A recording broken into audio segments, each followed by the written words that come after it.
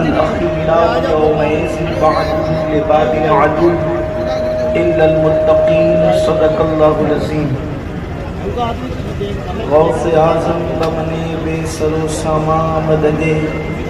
قبلہ دی مددے کعبہ ایمان مددے ارے کرم تشت منے عینی را اے خدا جو خدا بینو خدا دا مددے بگرداب بلا افتادہ کشتی ضعیفانو شکستارا تو کشتی بحق کے خواجہ عثمان ہارون مدد کن مدد کن مدد کن یا معین الدین چشتی. منبر پر رونق لائق سلطنت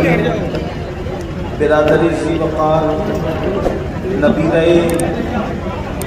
شیخ عرب و عجم حضرت علامہ غلام ربانی صاحب اللہ متزل له العالی برادر ذی وقار حضرت پیر سید بچی الدین صاحب اللہ قادری برکاتی وہ جمیع عرش مقام سادات کرام علماء ذوی الاحترام حاضرین محفل پردہ نشین ماں اور بہنوں السلام علیکم ورحمۃ اللہ وبرکاتہ. انتہائی احترام و عقیدت کے ساتھ اپنے اور ساری کائنات کی مرکزی عقیدت انی سے بے کساں چارہ ساز درد منداں ہم غریبوں کی غم گسار ہم فقیروں کی ثروت شہر یار ارم تاجدار حرم نوبہار شفاعت شب اسرا کی دولہا نوشے بزم جنت دانائی سبل مولائے کل ختم الرسل خسرو خوباں سیاح لامکاں وجہ کل فکاں در اللہ المکنون سر اللہ المخزون عالم ما کانا وما یکون آبو گل انبیاء جانو دل اصفیاء مطلع ہر سعادت مقطع ہر سیادت خلاصہ کائنات فخر موجودات حضور احمد مجتبی محمد مصطفیٰ ارواحنا فدا صلی اللہ تعالی علیہ وآلہ وصحبہ وبارک وسلم کی بارگاہ بے کس پناہ ہے. جس طریقے سے پڑھاؤں بلند آواز سے میرے ساتھ مل کر پڑھیں. الصلاۃ والسلام علیک یا رسول اللہ الصلاۃ والسلام علیک یا نبی اللہ الصلاۃ والسلام علیک یا حبیب اللہ وعلی آلک واصحابک یا نور اللہ صلی اللہ تعالی علیہ وسلم. نبی سرور ہر رسول و ولی ہے نبی سرور ہر رسول و ولی ہے نبی رازدار معلا علی ہے بیتاب جس کے لیے عرش اعظم ہے بیتاب جس کے لیے عرش اعظم وہ اس راہ روے لامکاں کی گلی ہے. یا رسول اللہ تیرے در کا درباں ہے جبریل اعظم تیرے در کا درباں ہے جبریل اعظم تیرا مدح خواہ ہر رسول و ولی ہے. تمنا ہے فرمائیں یہ روز محشر تمنا ہے فرمائیں یہ روز محشر یہ تیری رہائی کی چٹھی ملی ہے اور تیرے چاروں ہمدم ہے یک جان یک دل تیرے چاروں ہمدم ہے یک جان یک دل. ابو بکر فاروق و عثمان علی ہے ابو بکر فاروق و عثمان علی ہے. اور شفاعت کرے حشر میں جو رضا کی شفاعت کرے حشر میں جو ہماری سوا تیرے کس کو یہ قدرت ملی ہے. آج کی یہ محفل ایک اللہ کے عظیم برگزیدہ بندے جن کو اللہ تبارک و تعالی نے قطبیت کے مقام پر فائز فرمایا اس عظیم ولی یعنی حضرت سیدی سید سلطان شاہ رحمت اللہ تعالی علیہ کی بارگاہ میں اور اس کے حوالے سے ہم سب خراج عقیدت پیش کرنے کے لیے حاضر ہیں. اور مجھ سے بیشتر آپ نے یقیناً ہمارے بڑے بڑے علماء خطبہ اور واعظین سے ان کے خطابات اور شعراء سے ان کی نعتیں منقبتیں آپ نے سماعت کرنی ہوگی۔ تھوڑی دیر کے لیے میں بھی آپ کے سامنے حاضر ہوں۔ جس آیہ کریمہ کی تلاوت کی گئی ہے، اللہ تبارک و تعالیٰ اس کے متعلق مجھے حق کہنے اور آپ سب کو حق سن کر اس پر عمل کرنے اور اسے عام کرنے کی توفیق عطا فرمائے۔ یہ وقت جو جس دور میں ہم اپنی زندگی کو گزار رہے ہیں، یہ دور انتہائی پرفتن دور ہے، فتنوں کا دور ہے۔ اللہ کے رسول صلی اللہ علیہ وآلہ وسلم نے فرمایا کہ میری امت پر ایک وقت ایسا بھی آئے گا، حدیث پاک کا مفہوم ہے، آقا کریم صلی اللہ علیہ وآلہ وسلم کے فرمان کا خلاصہ اور مفہوم ہے کہ ایک وقت تو امت پر ایسا بھی آئے گا کہ جیسے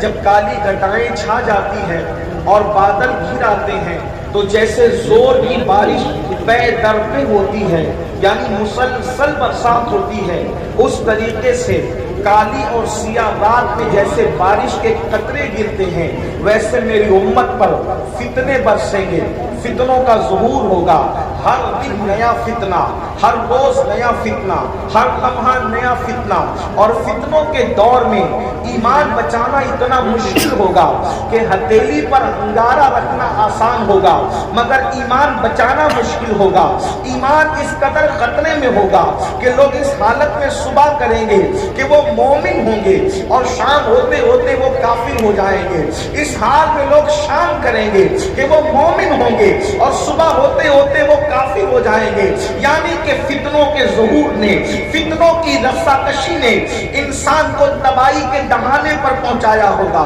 انسان کو بربادی کے دہانے پر پہنچایا ہوگا۔ قریب قیامت یہ بھی ہوگا، لوگ اپنے بزرگوں پہ لعن طعن کریں گے، لوگ اپنے بڑوں کی برائیاں کریں گے، اور یہاں تک فرمایا اللہ اکبر کہ تمہارے درمیان باتیں کرنے والے ایسی نئی نئی باتیں کریں گے کہ جو نہ تم نے سنی ہوگی نہ تمہارے باپ داداؤں نے سنی ہوگی۔ اللہ اکبر۔ اسی دور کے اندر ہم اپنی زندگی کو گزار رہے ہیں۔ آج اگر ہم عرس منائیں تو لوگ ہمیں تانا دیتے ہیں کہ جو مر چکے، مٹی میں مل چکے، آخر وہ کام کیا آئیں گے اور وہ ہمارے لیے کیا مفید ہے، ہم ان سے کیوں دل لگاتے ہیں، ہم ان سے کیوں محبت کرتے ہیں، آخر غوث پاک کا نعرہ کیوں ہے، آخر غریب نواز کا نعرہ کیوں ہے، وارث دیوا سے محبت کیوں ہے، شاہ برکت اللہ سے پیار کیوں ہے، سادات دلگران کی عظمتیں کیوں ہیں، کیوں ہیں حضرت شیخ فضل رحمان کے تذکرے، کیوں ہیں سید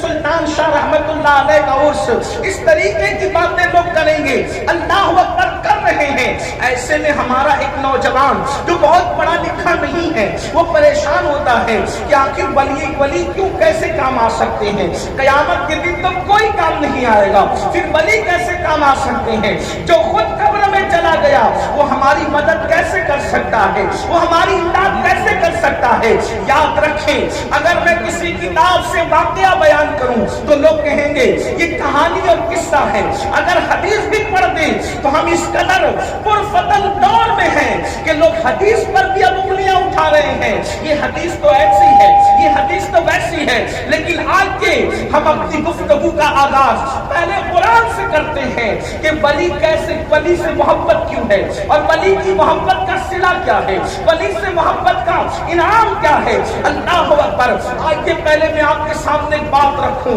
قرآن کہتا ہے اب قرآن کی بات سنو، قرآن کی آیت پر کوئی انگلی نہیں اٹھا سکتا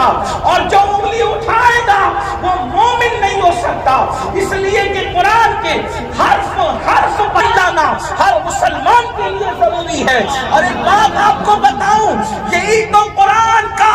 معجزہ ہے کہ دنیا میں جتنی کتابیں آئیں سب کے سب بدل دی گئی، لیکن واللہ قرآن کا ایک حرف بھی بدلا نہ جا سکا۔ اللہ اکبر۔ یہ قرآن کی حقانیت کی زندہ دلیل ہے۔ قرآن کو بدلنے والے خود گمنام ہو گئے، مگر کل بھی قرآن موجود تھا، آج بھی قرآن موجود ہے، قیامت تک قرآن موجود رہے۔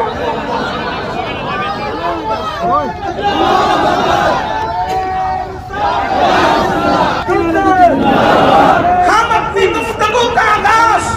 قرآن سے کریں گے، لیکن ایک بات قرآن کی آئی تو عرض کر دوں، آج قرآن کے کچھ دشمن ایسے پیدا ہو گئے کہ وہ قرآن کو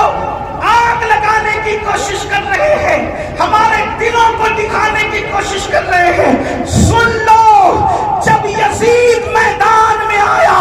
قرآن کو بدلنے کے لیے تو علی کا بیٹا حسین پورا گھر لٹا کر اللہ کا قرآن بچا گیا، اور نیزے پہ چڑھ کے سر حسین نے قرآن سنا کر یہ بتا دیا جسم سے رشتہ تو کٹ سکتا ہے مگر قرآن سے رشتہ نہیں کٹ سکتا۔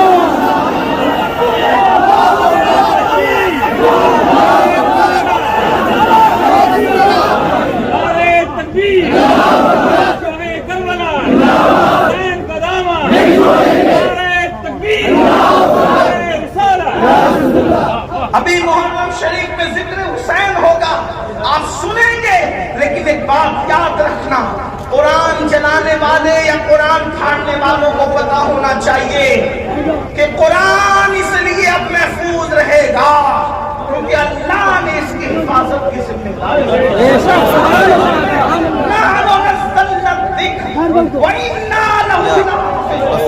اس ذکر کو ہم نے نازل کیا اور ہم ہی اس کی حفاظت۔ بہرحال قرآن میں قرآن میں ولی کا ذکر کہاں ہے؟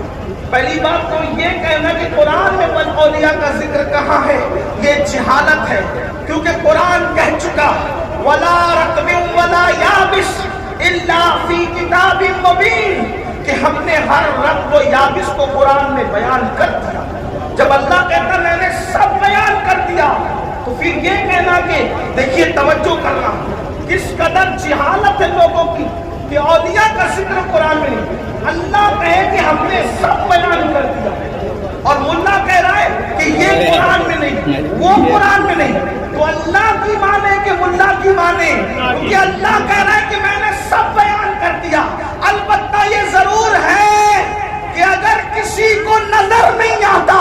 تو اس کو یہ کہنا چاہیے کہ مجھے نظر نہیں آتا، یہ نہیں کہنا چاہیے کہ قرآن میں نہیں ہے، اس لیے کہ اللہ نے کہہ دیا ہم نے قرآن میں سب بیان